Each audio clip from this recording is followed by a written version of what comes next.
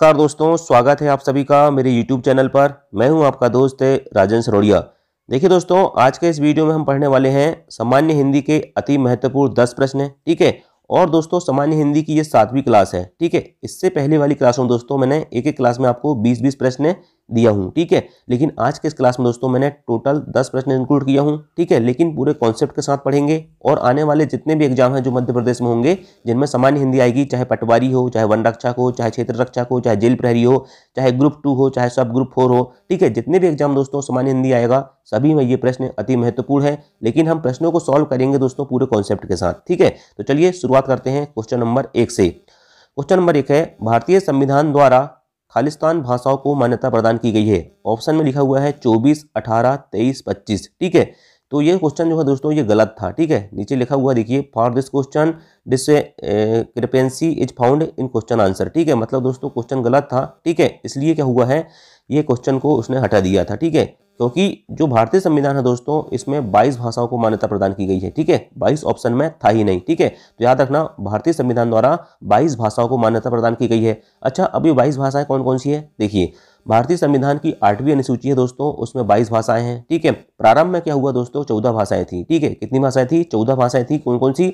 असमिया, उड़िया, उर्दू, कन्नड़, कश्मीरी, गुजराती, तमिल, नेपाली, पंजाबी, बंगला, मराठी, मलयालम, हिंदी और संस्कृत। ये 14 भाषाएं दोस्तों स्टार्ट में थी। लेकिन बाद में क्या हुआ दोस्तों, 21वां संविधान संशोधन 1967 में हुआ और सिंधी भाषा को इंक्लूड किया गया। तो कितनी हो गई? 15। फिर 71वां संविधान संशोधन 1992 हुआ दोस्तों, जिसमें कोंकणी, मणिपुरी और नेपाली को इंक्लूड किया गया। तो भाषाओं की संख्या कितनी हो गई? 15 और 3 18।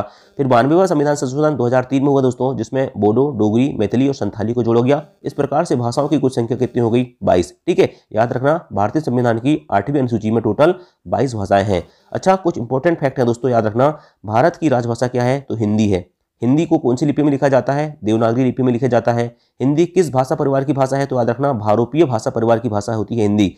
हिंदी भाषा का जन्म है दोस्तों जो अपभ्रंश से हुआ है, और हिंदी की जो आदि जननी है दोस्तों वो कौन है? संस्कृत है। ठीक है। तो याद रखना, सारे फैक्ट इंपॉर्टेंट है। नेक्स्ट क्वेश्चन है, जब दो समान व्यंजन आपस में मिलते हैं तो उन्हें क्या कहते हैं? तो याद रखना दोस्तों, जब दो समान व्यंजन आपस में मिलते हैं तो उन्हें द्वित्व व्यंजन कहते हैं। इससे पहले की वीडियो में दोस्तों मैंने आपको ये बहुत अच्छे से बता चुका हूं। ठीक है। अब देखिए, जब दो समान व्यंजन एक साथ प्रयोग में ले जाते हैं तो उसे द्वित्व व्यंजन कहते हैं। ठीक है। इसका पहला व्यंजन स्वर रहित होता है और दूसरा व्यंजन स्वर सहित होता है। जैसे ये मक्का, मक्का में दोस्तों आधा का के बाद पूरा का लिखा हुआ है। ठीक है। मतलब दोस्तों समान आएंगे और पहले आधा आएगा फिर पूरा आएगा। आप देख के समझ जाओगे, खट्टा, मक्का, पक्का, बच्चा, बिल्ली, आधा आ रहा है फिर पूरा आ रहा है। ठीक है। और समान आ रहा है, तो यहाँ कौन सा व्यंजन होता है? द्वित्व व्यंजन होते हैं। ठीक है। उदाहरण देखो, आपको पूरे कॉन्सेप्ट समझ में जाएंगे। ठीक, चलिए नेक्स्ट क्वेश्चन, दो पदों के बीच में उचित विराम देना क्या कहलाता है? ठीक है। तो याद रखना, दो पदों के बीच में उचित विराम देना दोस्तों संगम कहलाता है। क्या कहलाता है? संगम कहलाता है। जैसे दोस्तों मैं एक शब्द लिखता हूँ सोना, क्या लिखता हूँ? सोना। ठीक है। सोना क्या है दोस्तों? एक धातु है या क्रिया है। वो पहनने वाला सोना, गोल्ड की बात नहीं कर रहा हूं मैं, यहाँ सोना बात कर रहा हूं मैं दोस्तों। जो अपन क्रिया होती है, ठीक है, सोने वाली जो क्रिया होती है ना, उसकी बात कर रहा हूँ, सोना। ठीक है। अगर सोना जो है दोस्तों, इसको मैं ऐसा तोड़ूं, सो और ना। ठीक है। अगर यहाँ बीच में विराम दूंगा दोस्तों तो क्या हो जाएगा? सोना का मतलब क्या होता है? ये एक धातु है, क्रिया है, मतलब सो रहे हैं। ठीक है। लेकिन सो ना, सो ना का मतलब क्या हो जाएगा? यदि बीच में विराम दूंगा तो क्या हो जाएगा? सो मत। ठीक है। सोना नहीं है, सो ना, सोना नहीं है। ठीक है। तो इस प्रकार का जो विराम होता है दोस्तों, उसको क्या कहते हैं? संगम कहते हैं। अच्छा, ऑप्शन में अनुतान लिखा हुआ है। अनुतान का मतलब क्या होता है? जो सुर होते हैं दोस्तों, हम कोई बात बोलते हैं ना, सुर होते हैं, सुर से बोलते हैं, तो सुर का उतार चढ़ाव जो होता है, क्या होता है? सुर का उतार चढ़ाव जो होता है दोस्तों, उसे क्या कहते हैं? उसे कहते हैं अनुतान। क्या कहते हैं? सुर का उतार चढ़ाव को अनुतान कहते हैं। एग्जाम्पल देके बताता हूँ। जैसे मान के चलिए दोस्तों, नेताजी का भाषण ध्यान से सुनो। क्या? नेताजी का भाषण ध्यान से सुनो, मतलब दोस्तों आपको नेताजी का भाषण क्या करना है? ध्यान से सुनना है। लेकिन अगर मैं कहूँ मेरी बात तो सुनो, मेरी बात तो सुनो, ठीक है, तो ये विस्मयोदी बोधक टाइप में हो जाता थोड़ा। ठीक है। ठीक है। तो ये सुर में क्या हो रहा है? उतार चढ़ाव होता है। उससे क्या होता है? अर्थ चेंज हो जाता है। जैसे मैंने कहा नेताजी का भाषण ध्यान से सुनो, तो वहाँ सुनो का अर्थ क्या है दोस्तों? एक सुनने की भाषा है। ठीक है। लेकिन मेरी बात तो सुनो, ठीक है, मेरी बात तो सुनो, इस प्रकार से बोलोगे तो देखिए सुनो सुनो में क्या हो रहा है? अर्थ में अंतर आ जाता है। ठीक है। इस प्रकार से बलाघात लिखा हुआ दोस्तों। जैसे क्या होता है, हमने बोला राम, ठीक है, तो अब बताइए, मैंने राम बोलता हूं तो राम, ठीक है, राम में थोड़ा ज्यादा बल देता हूं ना, ठीक है, और लेकिन म में नहीं देता, तो ये जो किसी शब्द में दोस्तों हम जब ज़्यादा बल देते हैं तो उसे क्या कहते हैं, बलाघात कहते हैं। जैसे राम में बलाघात है, काम में बलाघात है, ठीक है, तो ये वह होता है बलाघात होता है, ठीक। विराम क्या होता है, विराम दोस्तों आपको पता होगा, विराम चिन्ह, ठीक है। जैसे एक लिखता हूँ, रोको मत जाने दो, रोको मत जाने दो, ठीक है, रोको मत जाने दो। अगर रोको के बाद लगा दूंगा दोस्तों तो रोको मत जाने दो मतलब जाने मत दो, ठीक है। अगर रोको मत के बाद लगा दूंगा तो रोको मत जाने दो मतलब उसको रोको मत भैया, उसको जान दो, ठीक है। तो ये आप समझ गए होंगे कि विराम क्या होता है, ठीक। चलिए नेक्स्ट क्वेश्चन देखते हैं। शिक्षा खालिस्तान मनुष्य को ऊपर उठाती है, निपात, निपात मतलब दोस्तों बल लगाना, ठीक है। जैसे मैंने बोला तुमको कल आना पड़ेगा, ठीक है, तुमको कल आना पड़ेगा, लेकिन मैंने बोल दिया कि तुमको कल आना ही पड़ेगा, क्या, आना ही पड़ेगा, तो ही जो होता है दोस्तों यहाँ पर क्या होता है, निपात होता है। मतलब दोस्तों ऐसे शब्द है जिससे कोई बात बलपूर्वक कही जाती है, ठीक है, तो उसको क्या कहते हैं, हम उन्हें निपात कहते हैं, ठीक है। पिछली क्लासों में सब डिटेल समझा चुका हूँ, जो रेगुलर क्लास देख रहे हैं ना वो हिंदी में देखना, तुम धूम मचाएंगे, ठीक है। तो यहाँ पर क्या हुआ है, मात्र हो गया, सहारा हो गया, तो शिक्षा में मात्र लगेगा दोस्तों, निपात, ठीक है। शिक्षा मात्र जो ऐसी है दोस्तों मनुष्य को ऊपर उठाती है, ठीक है। चलिए नेक्स्ट देखते हैं भाई। यदि आ और आ के आगे ई और ई आए तो दोनों के मिलने से क्या होता है, ए होता है। ए का मतलब क्या होता है दोस्तों, सिंगल मात्रा होती है, ठीक है, और ये वाला ए का मतलब क्या होता है, डबल मात्रा होती है, ठीक है। तो याद रखना ये सिंगल मात्रा वाला ए है, ठीक है। ये इसमें संधि कौन सी होती है, गुण संधि होती है। देखिए मैंने गुण संधि पढ़ा रहा था जब बताया था कि जहाँ एक मात्रा दिखे वहाँ गुण संधि, जहाँ दो मात्रा दिखे वहाँ वृद्धि संधि होती है, ठीक है। तो संधि करते समय दोस्तों आ ई के बाद, ठीक है, ई और ए बनता है, ठीक है। आ के साथ उ हो तो ओ बनता है, ठीक है, और आ के साथ ऋषि हो तो आर बन जाता है, ठीक है। ये कौन सी संधि कहलाती है, गुण संधि कहलाती है। नेक्स्ट क्वेश्चन देखते हैं। बिजली का पर्यायवाची शब्द कौन सा है, तो बिजली का पर्यायवाची शब्द दोस्तों चंचला है, ठीक है। अब देखिए मैंने कुछ इंपॉर्टेंट पर्यायवाची शब्द लिख दिए हैं। देखिए पर्यायवाची शब्द आप कैसे पढ़ो, अगर आपके सामने दोस्तों आप कोई ओल्ड क्वेश्चन पेपर लगा रहे हो, आपके सामने बा आ गया, तो एक दिन में यदि आप रेगुलर भी किसी किताब से पढ़ रहे हो तो आप क्या करो, एक दिन बा वाले पढ़ लो, एक दिन सा वाले पढ़ लो, एक दिन पा वर्ग के पढ़ लो, ऐसा वर्ग के हिसाब से पढ़ो। आप सोचो कि हम एक ही बार में पूरे पर्यायवाची शब्द पढ़ लेंगे और परीक्षा देने चल जाएंगे तो आपसे फिर संभव नहीं हो पाएगा, वहाँ आप कन्फ्यूज हो जाओगे, ठीक है। जैसे बिजली बताया मैंने, तो बिजली बा से शुरू होता है, तो बिजली का चपला हो गया, चंचला हो गया, दामिनी हो गया, सौदामिनी हो गया, विद्युत हो गया और बाजुरा हो गया। इनको एक बार कॉपी पेन में जरूर लिखना, ठीक है। चलिए इसके बाद दोस्तों बाल हो गया, तो बाल, कच्छ, केस, चिकुर, चूल, इनको एक एक बार कॉपी में लिख के देखोगे याद हो जाते हैं, ठीक है। और याद नहीं भी होंगे तो एग्जाम हॉल में आप उसको क्या कर लोगे, क्लिक कर लोगे, ठीक है। जैसे बादल को घन कहते हैं, जलद कहते हैं, जलधर कहते हैं, नीरद कहते हैं, पयोत कहते हैं, मेघ कहते हैं, बारिद कहते हैं, वारिधर कहते हैं। बाढ़ का मतलब दोस्तों सर होता है, तीर होता है, सहायक, बिसिक, सिलमुख और नाराज होता है। बंदर को कपी कहते हैं, मरकट कहते हैं, कीस कहते हैं, बानर कहते हैं, हरी कहते हैं, शाखा मर्ग कहते हैं। बगीचा को दोस्तों बाग कहते हैं, वाटिका कहते हैं, उपवन कहते हैं, उद्यान कहते हैं, फुलवारी कहते हैं। इस प्रकार से पढ़ो, ठीक है। आपने क्या किए, देखिए बा वाले मैंने जितने हुए बिजली, बाल, बादल, वाड़, बंदर, बगीचा, एक दो और हैं, ठीक है। तो आप एक बार में बा वाले पूरे कंप्लीट कर लो, ठीक है, और कोशिश करो कि इनको पढ़ते समय एक बार जरूर लिखो, ठीक है। चलिए नेक्स्ट क्वेश्चन देखते हैं। बीता हुआ के लिए निम्न में से कौन सा है, बीता हुआ के लिए एक शब्द कौन सा है। बीता हुआ मतलब दोस्तों आपको पता है अतीत कहते हैं ना हम, अतीत जो बीत गया उसे भूल जाओ, अतीत में जो हुआ उसे भूल जाओ, ठीक है। बीता हुआ के लिए क्या करते हैं, अतीत कहते हैं, ठीक है। चलिए अब मैं कुछ यहाँ पर लिखता हूँ दोस्तों, अनेक शब्दों के लिए एक शब्द वाले वाक्य, आपसे कितने बनेंगे यहाँ पर आप खुद आकलन कर लेना, ठीक है।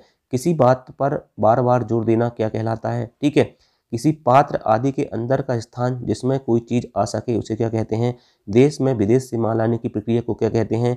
जो पहले कभी न हुआ हो उसे क्या कहते हैं। जो सदा से चलता आ रहा है उसे क्या कहते हैं। और धरती और आकाश के बीच का स्थान क्या कहलाता है, ठीक है।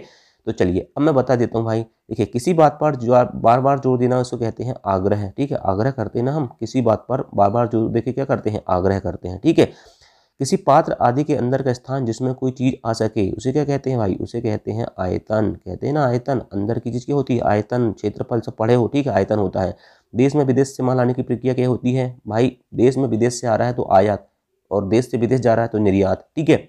जो पहले कभी ना हुआ हो, ठीक है, अभूतपूर्व होता है, उसे क्या कहते हैं, अभूतपूर्व। हम कहते हैं भूतपूर्व सरपंच, मतलब जो पहले रह चुके हैं, लेकिन जो पहले कभी नहीं हुए हो तो उन्हें क्या कहते हैं, अभूतपूर्व कहते हैं, ठीक है। चलिए जो सदा से चलता आ रहा है, जैसे कहते हैं ना कि है ये अनवरत चल रहा है, ये प्रक्रिया अनवरत चलती रहती है। साइंस में आपने सुना होगा अनवरत, अनवरत प्रक्रिया होती है, ठीक है। अनवरत प्रक्रिया मतलब जो सदा चलती रहती है, ठीक है। जैसे ज्वालामुखी निकलते हैं सक्रिय ज्वालामुखी में, तो कहते हैं ना कि यह एक अनवरत प्रक्रिया है, ठीक है। इसके बाद दोस्तों धरती और आकाश के बीच का स्थान क्या होता है, अंतरिक्ष होता है, आपको तो ये पता ही होगा। ठीक, चलिए नेक्स्ट क्वेश्चन देखते हैं। पावन का संधि विच्छेद कौन सा है? तो पावन का संधि विच्छेद होता है दोस्तों पौ धन अन। मैंने एक चीज बताया था, देखिए पावन लिखा है, देखिए एक चीज लिख के बताता हूँ, पावन, ठीक है, जब पावन लिखा हो दोस्तों तो पौ आएगा, ठीक है, 2 मात्रा धन अन होगा, ठीक है। इसके बाद दोस्तों यदि सिर्फ पवन लिखा रहता तो याद रखना, पवन लिखा रहता सिर्फ, अगर सिर्फ पवन लिखा रहता तो यहाँ पर सिर्फ सिंगल मात्रा आती है और क्या होता, अन होता। और मैंने आपको क्या बताया था, जहाँ भी 3 अक्षर का वर्ड आए वहाँ अधिकतर अयादी संधि होती है, आए, आए, आओ, आओ, आवी, ठीक है, आई, इस प्रकार के शब्द आते हैं, ठीक है। और यदि आपको पता है कि सिंगल मात्रा लगी है तो सिर्फ छोटा आ रहेगा, और अगर डबल मात्रा लगी है तो बड़ा आ जाएगा। जैसे पौ धन अन, पौ में 2 मात्रा लगी है, ठीक है, इसलिए पावन हो गया। अगर इसी में दोस्तों पो हो जाता और अन हो जाता तो बड़ा आ नहीं आता, सिर्फ पवन हो जाता। क्या हो जाता, पवन हो जाता। ठीक, चलिए, और यहाँ कौन सी संधि है, अयादि संधि है। कौन सी संधि है भाई, अयादि संधि है, ठीक है। चलिए, चोर का विलोम शब्द क्या है? अब देखिए, चोर का विलोम शब्द होता है साधु। ठीक, अब विलोम शब्द कैसे पढ़ना आपको भाई, विलोम शब्द पढ़ना है, चा वाले जितने भी, चा वर्ग के जितने भी विलोम शब्द है ना, सब पढ़ डालो। क्या कर डालो, सब पढ़ डालो। ठीक, चलिए देखिए कुछ विलोम शब्द बताता हूँ मैं आपको। चिन्मय का क्या होता है, चिन्मय का होता है दोस्तों, याद रखना, जड़। क्या होता है चिन्मय का, जड़। चिरंतन का क्या होता है, चिरंतन का होता है नश्वर।